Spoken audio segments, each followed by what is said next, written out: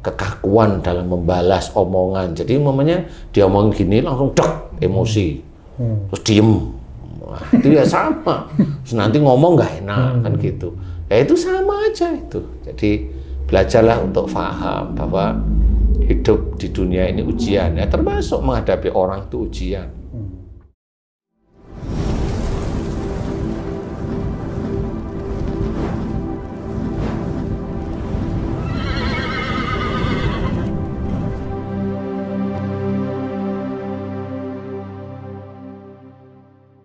Bismillahirrahmanirrahim. Assalamualaikum warahmatullahi wabarakatuh. Para pemirsa dan sahabat beriman dimanapun berada, kita jumpa lagi di Ustadz Danu Official Channel bersama saya Tung. Semoga kita semua dalam lindungan Allah Subhanahu wa Ta'ala. Amin. Di video kali ini kita akan ngaji lagi bersama guru kita semua, Pak Ustadz Danu, yang sudah hadir di sini bersama kami. Assalamualaikum Pak Ustadz. Waalaikumsalam warahmatullahi wabarakatuh. Amin. Assalamualaikum Mas Eko. Waalaikumsalam warahmatullahi wabarakatuh. Bang Ji, assalamualaikum. Waalaikumsalam Pak Tung. Alhamdulillah. Sahabat beriman dimanapun berada, kali ini ada satu masalah yang akan kita bahas nanti bersama guru kita Pak Ustadz Danu. Begini Pak Ustadz, Mas Eko, Bang J, satu masalah yang sering sekali mengganggu ini, baik kepada diri kami maupun juga di lingkungan sariawan, Pak Ustadz. Ini yang namanya sariawan. Kadang-kadang dia hanya sedikit ya, mohon maaf ya Pak Ustadz, di ujung bibir sini. Tapi sudah kena makan sedikit, perih. Itu di bibir. Ada lagi yang di bawah lidah itu Pak Ustadz, di bawah lidah. Masya Allah. Itu rasanya sampai kepala pusing. Kadang-kadang kaki dingin. Nah, mudah-mudahan nanti pembahasan kita ini bisa banyak membantu lah sahabat beriman Pak Ustadz ya, karena sariawan ini paling sering sekali yang kita alami gitu.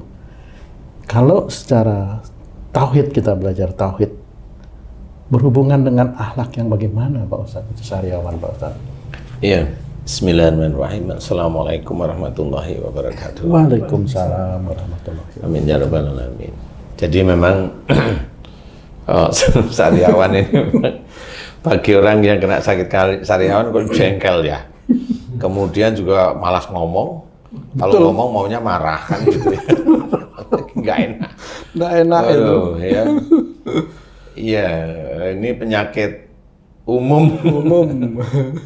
Ini penyakit umum. Jadi sariawan itu banyak cerita bahwa kekurangan vitamin C boleh-boleh aja kan gitu ya. Tapi diminumin vitamin C juga nggak sembuh-sembuh. Sembuh-sembuh, iya betul. Jadi ya harus pintar lah, orang itu harus pintar. Nah di sisi saat ini saya memberikan pelajaran mengenai akhlakul karimah. Amin. Dari akhlak Rasulullah Muhammad SAW yang harus kita kerjakan setiap saatnya, setiap harinya. Nah, akhlak Rasul yang berhubungan dengan penyakit sariawan itu yang tidak dilakukan Rasul apa? Nah, kan begitu ya kalau penyakit itu. Sebenarnya sariawan itu di mulut berarti ini hubungannya dengan kata-kata, ucapan, jenis kalimat kan seperti itu ya. Jadi kalimat yang bisa merusakkan mulut, dinding-dinding mulut, dinding-dinding lidah, itu biasanya kalimatnya itu kalau didengar orang nggak enak. Menyakitkan itu Pak Ustadz ya? Yang nggak enak gimana sih? Nggak enak didengar. Istilahnya lidah di dalam ya, itu mirip-mirip aja lah ya. Ada di gusi juga Pak Ustadz. Itu kalau udah di gusi. Jadi kalau di lidah itu sebenarnya berhubungan dengan gampang sekali menjawab dengan lantunan kalimat tapi tidak enak didengar. Waduh, kalau lidah. Tangan mungkin maksudnya Ustaz. Ya, dan gampang sekali dia. Kayaknya saya itu astagfirullahaladzim. Lagu? Ayat lantunan nggak enak berarti lagunya fals deh. Pinter. Iya. Iya, jadi kalimatnya tidak enak. Walaupun dia tidak banyak ngomong, iya, tetapi pada saat dia ngomong itu nggak enak didengar. Nah, orang yang tipe begitu, kalau memang dia ibadahnya atau imannya cukup lumayan baik di hadapan Allah Ta'ala, dia akan syariawan terus. Tapi kalau dia begitu, omongannya kasar, tapi jarang sekali syariawan, berarti imannya dia buruk. Jadi kalau orang-orang yang ngawur kalimatnya itu, kalau dia jarang syariawan, emang imannya buruk aja di hadapan Allah. Sehingga belum dimunculkan syariawan.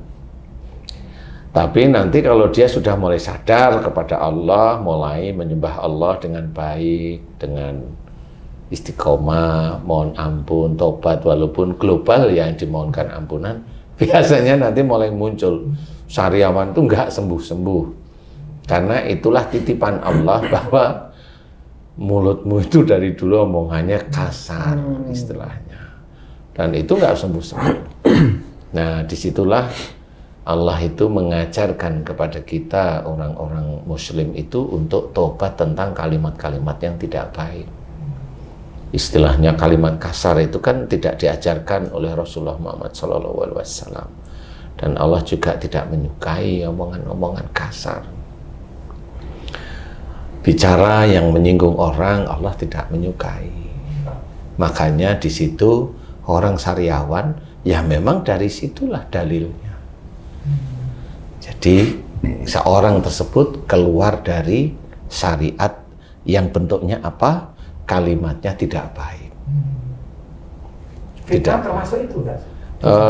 Fitnah ya bisa termasuk dari situ juga, tetapi tidak begitu kelihatan secara ini karena kalimatnya tidak secara frontal didengar oleh orang secara langsung. Betul. Jadi fitnah itu didengar oleh orang sekelilingnya enak. Sebagai informasi. Iya, sebagai informasi untuk menjatuhkan saudaranya yang lain itu enak. Jadi belum tentu disariawan. Nah, belum tentu disariawan, tapi bagi orang yang difitnah itu juga menjadi enak. Enaknya apa? Pada saat umpamanya saya difitnah nih sama saudara-saudara saya yang Muslim nih, beginilah. Saya nggak pernah membalas, nyantai aja saya. Kenapa? Karena pada saat saya dibegitukan, pahalanya mereka itu diberikan oleh Allah Ta'ala kepada saya. Dan orang yang mengikuti, orang yang memfitnah saya itu akhirnya mengikuti dan itu banyak. Ya pahala mereka itu diberikan kepada saya, lah kan jadi enak saya. Santai aja, nggak usah dibalas. Kan gitu.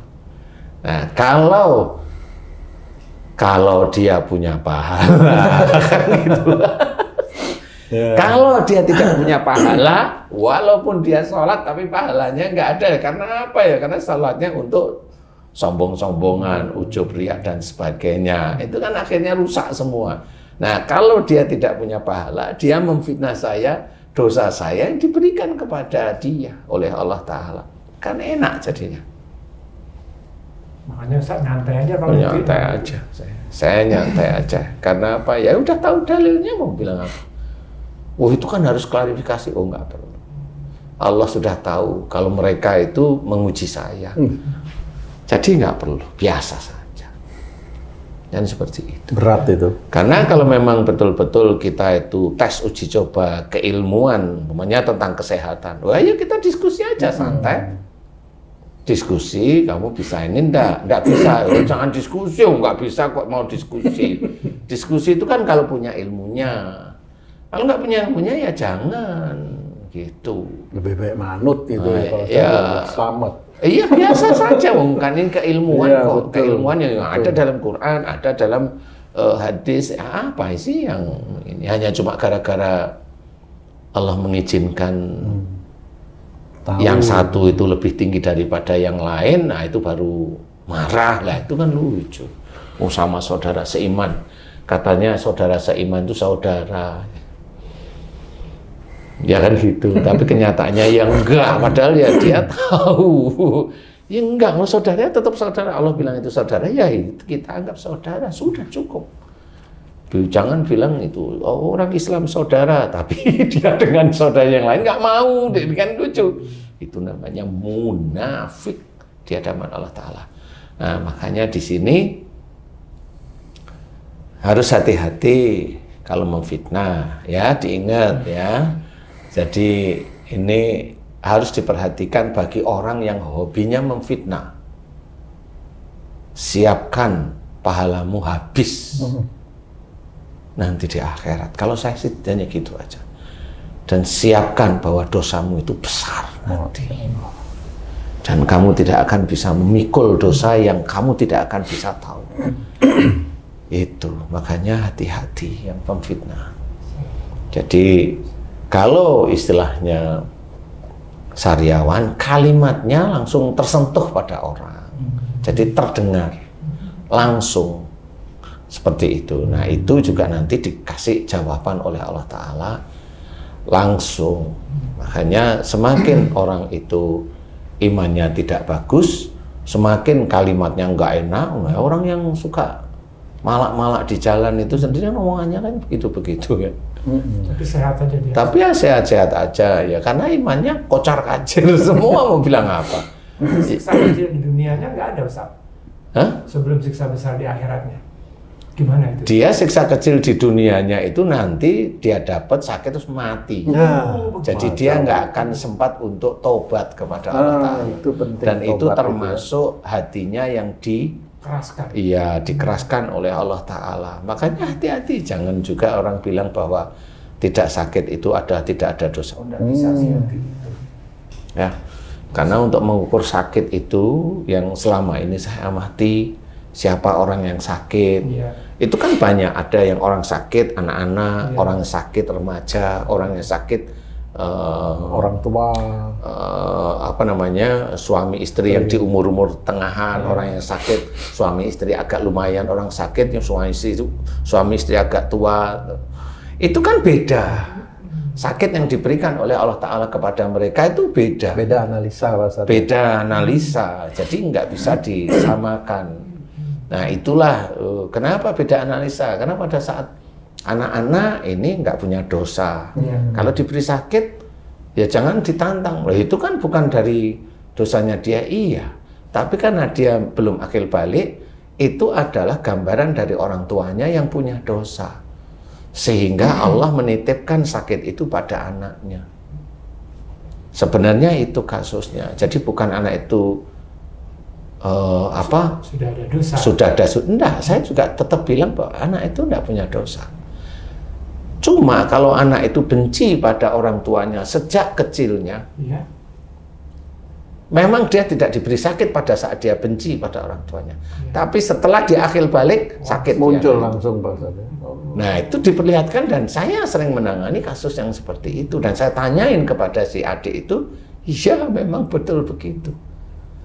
Dan itu memang terjadi, bahwa itulah yang terjadi, bahwa setelah akhir balik itu Allah akan mencatat amal solehnya dan dosa-dosanya, itu memang betul.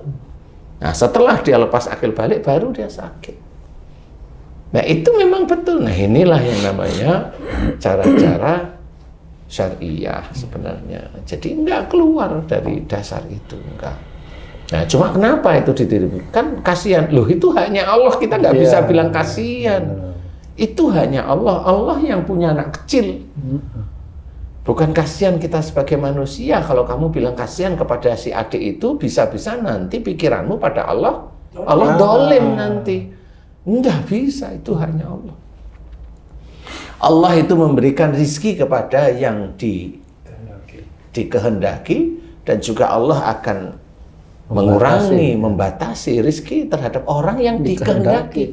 Kenapa dalam Quran itu ada yang dikehendaki? Karena memang yang dikehendaki inilah dia, kalau akan diberi rizki oleh Allah Ta'ala ada catatannya. Kalau yang dihentikan atau dikurangi, yang dikehendaki juga ada catatannya. Bukan Allah tiba-tiba aku hentikan tuh, nggak ada catatannya, nggak bisa. Akhirnya orang Muslim itu nanti akan berkata Allah itu dolim. Enggak, Allah itu tidak dolim. Dan banyak ayat yang diceritakan dalam Quran, Allah tidak berbuat dolim pada hambanya. Catat itu. Sehingga pada saat seseorang itu meminta rizki pada Allah Ta'ala nggak diberi, catat itu Allah nggak berbuat dolim. Berarti ada sesuatu di situ. Dan tidak bisa diceritakan kalau mamanya ada ustadz yang memberikan catatan, kalau ingin kaya baca ini. Lah, nanti orang Indonesia itu kaya semua dan jamaahnya dia kaya semua. Coba buktiin kaya semua enggak? Kan gitu aja. Kalau memang tidak terbukti ya jangan itu dibukti, jangan diberikan, karena itu malah bisa menjadi salah di hadapan Allah Ta'ala. Jangan diberikan. Karena Allah yang menghendaki. Betul. Karena Allah yang menghendaki, udah diceritakan banyak ayat tentang tersebut. Tapi orang itu khususnya Muslim ngeyel. Dieyelin aja gimana, pokoknya saya itu pengen kaya. Lah kan dieyelin. Padahal Allah itu kan memberi rezeki pada yang dikehendaki. Yang bagaimana dikehendaki? Yang masuk ke arah takwa. Yang tidak dikehendaki, ya masuk ke ranah yang memang gimana caranya. Ketakwaan kurang kayak, atau memang begitulah ya, atau mamanya dia nggak dikasih rezeki oleh Allah Ta'ala karena imannya tidak ingin rusak, ya nggak bisa seperti itu. Kalau imannya dia tidak ingin rusak ya karena memang imannya dia memang lagi rusak. Hanya ngeyem-ngeyem hatinya orang yang kelihatannya aja soleh, kelihatannya aja enggak juga. Nah itu juga harus difahami. Sariawan ini adalah musibah yang Allah takdirkan orang tersebut sariawan. Pasti kan ada sebabnya, Ustaz. Yang Ustaz katakan tadi, perkataannya menyakitkan dan lain-lain. Apakah penyebab sariawan itu juga bisa dijelaskan? Misalnya karena lagi makan lidahnya kegigit, itu sering juga tuh. Sehingga lidahnya Serawan tuh lama-lama ya. Kemudian jatuh, giginya kena bibirnya, sariawan. Penyebab berbeda-beda ini, apakah ada penjelasannya tuh, Ustaz? Insya Allah. Jadi seseorang yang mau sariawan biasanya daerah bibir atau lidah, Bibir sini, Ustaz. ya daerah pipi sama bibir. Khususnya kalau yang mau kena sariawan kan jarang di sini nih. Ada di sini tapi jarang, banyak di dalam. Biasanya di daerah itu ada kekakuan, ada otot yang kaku yang tidak bisa untuk menggigit enak. Loh, kayak kaku ya. Itu biasanya dia sudah disiapkan oleh Allah Ta'ala untuk sariawan. Penyebabnya? Nah, macam-macam itu. Kekakuan dalam bicara, iya itu termasuk yang kalimatnya tidak enak. Jadi itu sudah disiapkan sebenarnya. Makanya nanti pada waktu ngunyah ada air kegigit.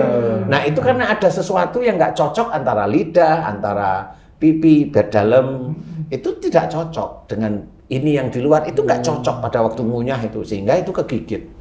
Itu cara Allah aja memberikan seperti itu. Kalau memang mau betul-betul serius, perhatiin. Pada waktu makan perhatiin. Makanya makan itu juga diperhatikan, jangan asal nguntal. Makan tuh ya pelan lah. Fokus lah pada makanan, dinikmati beneran bahwa ini ada rizki dari Allah. Jangan ngerti enak sok entek. Sok habis. Wah, enak loh. Jawaban kok enak ya. Makan sambil balas WA gitu. Ada orangnya itu juga. Ya harus dinikmati lah ya, mau makan, mau bicara harus dinikmati, sehingga dalam berbicara pun kalimatnya juga enak didengar sama orang itu, tidak nyakitin orang yang lain ya. Nah di sini sama, kalau jatuh kemudian dia itu kena gigi kemudian sariawan, ini ada dua hal yang bisa diceritakan. Satu, memang omongannya itu tidak enak. Yang kedua kalau dia jatuh kesandung, berarti dia selain omongan tidak enak itu, dia sering menjegal itu apa ya? Mengkait, menghambat temannya, saudaranya, atau istrinya, atau suaminya itu untuk melakukan sesuatu ke depan. Kebaikan. Itu dia pasti dijatuhkan. Keserimpet kalau bahasa Jawa. Nah, itu tetap ada. Mana orang keserimpet itu tidak atas izin Allah? Enggak, wong daun yang jatuh itu aja atas izin Allah. Pasti orang keserimpet itu sangat berhubungan dengan izin Allah pasti. Jadi jangan dikira-kira keserimpet itu hanya kesalahan manusia. Enggak juga. Seperti orang dibunuh, orang ini sama, itu sebenarnya dari perbuatan mereka masing-masing. Cuma itu sendiri oleh Allah juga menjadi pelajaran bagi polisi untuk berpikir bagaimana cara menyelesaikannya. Seperti itu, sama seperti COVID diturunkan oleh Allah Ta'ala. Dunia nggak punya vaksinnya, setelah COVID ada diteliti, kan begitu, itu tak pelajaran. Nanti dipikir orang-orang itu yang COVID nanti diisi di serum COVID-nya itu, vaksinnya itu ada chip yang sangat kecil sekali. Itu akhirnya kan menjadi fitnahan sebenarnya. Fitnahan untuk menjatuhkan sekelompok manusia yang sebenarnya perjalanannya baik. Nggak boleh seperti itu, apalagi kita Muslim, nggak boleh. Wah, itu sudah tahu ini. Dari mana? Oh, dari Amerika. Kamu dengar sendiri ya? Enggak. Nah, ya sudah. Kan begitu ya. Chipnya kecil sekali. Kalau chipnya kecil sekali itu baterainya itu sebesar apa coba? Koyok radio itu Pak Ustadz. Pakai baterai. Oh, radio yang gede itu nggak pakai baterai, nggak bunyi. Pakai otak lah ya. Seperti itu. Aneh loh saya itu ya. Jadi harus pakai otak, jangan pakai katanya. Itu kata guru saya, kata guru. Ya, ulunan gurumu kayak gitu ya, jangan. Kalau memang ini ada keilmuan yang harus kita selesaikan, ya kita selesaikan. Insya Allah semua kejadian itu insya Allah ada penyebabnya. Jadi kalau dia jatuh dari mana, umpamanya dia jatuh lengannya patah, nah itu tetap ada. Ada yang bisa diceritakan oleh Allah Ta'ala kepada orang yang patah tersebut. Depan, sini, iya, depan, sini, semua. ada artinya semua, insya Allah seperti itu. Makanya harus hati-hati seperti itu. Jadi semua yang kita kerjakan itu akan tertulis sangat rapi di hadapan Allah. Kalau perbuatan buruk kita, ya itu akan dicatat oleh atid. Kalau perbuatan baik kita dicatat oleh raqib. Kalau kita melakukan perbuatan baik, ada ujub, ada riya, yang nyatat atid. Jadi itu harus diingat. Kalau kita sedekah, itu kita inginkan bahwa sedekah kita itu dibalas oleh Allah Ta'ala 10 kali atau sampai 700 kali. Itu hitung-hitungan sama Allah. Berarti niatnya bukan lillahi ta'ala. Itu akan menjadi badar sedekahnya, tidak dicatat. Insya Allah. Karena yang seperti itu Allah tidak mengajarkan. Sedekah ya kerjakan semata-mata lillahi ta'ala, akan menjadi catatan pahala. Baca Quran juga begitu, walaupun alif lam mim ya 10 benar, tetapi ini kan dari bacaan yang ringan, pahalanya 10 ya ringan. Ya jangan disesuaikan bacaan ringan ini dengan dosa yang besar terus hilang dosa besarnya. Ya nggak seperti itu. Kan seperti bacaan ini kita ulang-ulang terus, ya akhirnya itu akan menjadi amalan kalau niatnya lillahi ta'ala. Tapi kalau niatnya untuk duniawi ya nggak akan dapat. Karena yang Allah menyuruh itu, niat kita itu beribadah itu harus lillahi ta'ala. Sholat kita harus lillahi ta'ala, ibadah-ibadah kita lillahi ta'ala, hidup kita pun harus lillahi ta'ala. Makanya jangan, kenapa kamu mencari rizki untuk ngasih makan istriku dan anak-anakku? Itu bukan lillahi ta'ala. Dia cari rezeki untuk istri sama dan anak-anaknya. Di mana kamu mencari rezeki, untuk apa kamu mencari rezeki? Hanya untuk Allah, karena tanggung jawab saya sebagai seorang imam. Cukup. Gak usah ngomong untuk anak istri saya, nggak taunya rezekinya kurang. Ceritanya aja menggebu. Kan begitu ya. Enggak, cukup. Karena Allah menyuruh saya bekerja. Bagaimana cara kerja? Saya serahkan sama Allah Ta'ala. Bagaimana kamu mendapatkan kesulitan? Kalau saya nggak bisa berpikir, saya serahkan pada Allah Ta'ala. Kalau kamu nggak bisa mengerjakan, kamu dikeluarkan dari perusahaan, saya ikhlas menerimanya. Lillahi Ta'ala. Karena jalan saya memang harus dikeluarkan. Karena pada saat itu saya mengerjakan, saya tidak mampu. Mamanya saya di kontraktor, disuruh ngitung.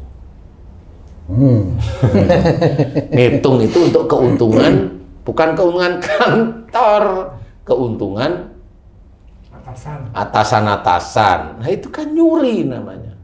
Saya nggak mengerjakan. akhirnya dipecat, ya sudah diterima aja. Memang itu jalannya, nggak ada masalah.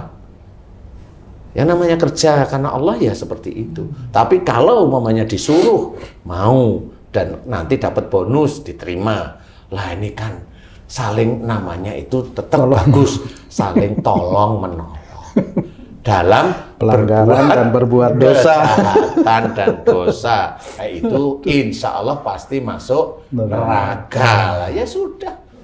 Ya itu salah satunya. Itu resiko. Dan namanya bekerja lillahi ta'ala itu ya harus disesuaikan. Bukan lillahi ta'ala di mulut. Kalau di mulut anak SD bisa. Kamu ikhlas? Ikhlas. Gitu ya. Enggak, itu betul-betul aktualisasi sehari-hari diuji. Nah, mudah-mudahan itu bisa menjadi gambaran bagaimana itu bisa menjadikan yang namanya disuruh atasan kok bisa sariawan. Satu lagi saya Iya. kalau sariawan tadi kan Ustaz sampaikan berkata-katanya menyakitkan. Kalau Ustaz kita nggak berkata-kata tapi udah anan, tapi kencang juga kata-katanya nyakitin. Sariawan atau jadinya jadi Itu marah. oh marah gitu. Ya, itu marah. Tapi marah memang ada di sini. Kan mirip sebenarnya nggak bisa ngeluarin tapi marah. Marah di sini, kemudian di sini juga marah akhirnya. Nah, di sini dia reaksinya. Oke. Bisa bukan di sariawan, Bukan. bisa. Oke. Sakit di jempol, sakit di ya begitulah. Karena marahnya di situ, full di situ sama aja. Sama mata kalau lihat membaca jengkel lagi ya sudah. Nah, mudah-mudahan bisa tahu jadi sariawan yang tobatnya bagaimana? Tobatnya adalah dengan mohon ampun jika kalimat-kalimatnya itu kasar, menyakitkan dan sebagainya itu di kalimat. Kekakuan dalam membalas omongan. Jadi momennya dia omong gini langsung dek emosi. Terus diem. Wah, itu ya sama. Terus nanti ngomong nggak enak kan gitu. Ya itu sama aja itu. Jadi belajarlah untuk paham bahwa hidup di dunia ini ujian. Ya termasuk menghadapi orang itu ujian. Menghadapi kucing aja ujian. Menghadapi netizen yang mabuk-mabuk itu kan ya ujian sebenarnya. Kenapa ya? Memang nggak tahu mau bilang apa. Dia nggak punya ilmunya, ngomong serampangan, gimana ya kan? Nggak bisa. Memang punya ilmunya. Ayo, mamanya saya sariawan itu menurut penelitian saya sama-sama. Ayo, itu dari ayat yang ini. Nah itu saya yang dengerin gantian. Saya dengerin. Kita belajar bersama. Sehingga menjadi keluarga yang baik, sama-sama muslim belajar, ayo. Kalau memang itu kita diskusi memang bisa, ayo. Tapi kalau memang nggak punya ilmunya, ya jangan asal ngomong. Sama seperti seorang yang berpendidikan ketemu orang yang nggak punya pendidikan tapi ngeyel, bingung orang pendidikan. Ini kayaknya bukan lawan saya ini. Ini orang gimana nih saya juga nggak ngerti, ya. Orang nggak pernah belajar fisika, ketemu sama orang jago fisika, itu yang bingung malah orang yang jago fisikanya loh malah. Dia kaget dia, kan mirip seperti itu, ya. Ya sama, makanya kalau saya lebih nyantai aja ketemu sama orang-orang, nggak apa-apa silahkan aja. Nanti kalau ketemu di akhirat kan tahu nanti. Tidak bisa juga kalau kita sakit membaca salah satu ayat, karena itu dibaca oleh Nabi, terus kita juga bisa ikut sembuh seperti itu juga. Ya boleh. Kalau itu doa, itu boleh. Kalau itu doa, itu boleh. Tapi kalau itu pengetahuan, enggak bisa. Kalau itu doa boleh, silahkan dibaca. Tapi kalau itu pengetahuan, ya sama. La ilaha illallah itu pengetahuan tentang tauhid, tidak ada Tuhan selain Allah. Lah itu dibaca untuk apa? Untuk kesembuhan. Ya enggak ketemu. Kan seperti itu. Ya ayyuhalladzina amanu ista'inu bis-sabri was-shalah. Innallaha ma'as-sabirin. Kan kita udah tahu artinya seperti itu umpamanya. Bahwa kita orang muslim beriman disuruh minta pertolongan pada Allah Ta'ala dengan sabar dan sholat. Sungguhnya Allah beserta orang-orang yang sabar. Kalau kita mau latihan sabar, masa ayat ini dibaca terus? Kan bukan begitu. Itu petunjuknya. Itu petunjuknya, harus diselesaikan dari ayat tersebut. Jadi bukan dibaca terus. Dibaca terus itu boleh. Tapi kalau ada kesulitan itu dibaca, loh bukan itu caranya. Bukan begitu. Nanti kalau ujian matematika nggak bisa baca itu lah kan ya janganlah ya. Jadi apa itu kalau itu? Janganlah, berpikirlah yang jelas ya. Kalau itu petunjuk untuk berarti kita orang Muslim itu kalau kita ada sesuatu kesulitan minta pertolongan Allah Ta'ala, minta sih pertolongan dengan sabar dan sholat. Sabar itu jalani, hadapi itu dengan cara berpikir kita yang logis, yang islami, kemudian serahkan sama Allah yang namanya tawakal, tunggu. Sholat kerjain terus karena kita itu Muslim ya, sholat itu harus kita kerjakan karena itu sebagai kewajiban. Nah, mohon kepada Allah Ta'ala agar dimudahkan aja karena kita nggak mampu. Betul. Karena sesungguhnya Allah beserta orang-orang yang sabar. Sabar ditunggu, karena pada saat kita itu menunggu, bisa aja hasilnya tidak sesuai dengan yang kita harapkan. Kan begitu, harus berpikir lagi, harus menyelesaikan lagi, harus tawakal lagi, kan seperti itu. Gitu terus ya? Iya, orang hidup ya seperti itu. Ya harus dikerjakan. Nah itu nanti dilihat, ini hambaku nih sabar, karena berkali-kali saya uji dengan tidak keberhasilan, dia tetap aja sujud pada Allah Ta'ala, mohonnya juga tidak ngawur, tidak ke dukun, tidak ke orang pintar, tidak ke orang yang malah menyesatkan, walaupun itu seiman, kan bisa aja menyesatkan malahan. Bisa ya. Nah itu juga harus hati-hati, dan itu kalau memang dilihat ini nanti dikasih sama Allah Ta'ala, dia dengan tenang sabar dikasih, mamanya rumahnya laku, mamanya dikasih. Alhamdulillah.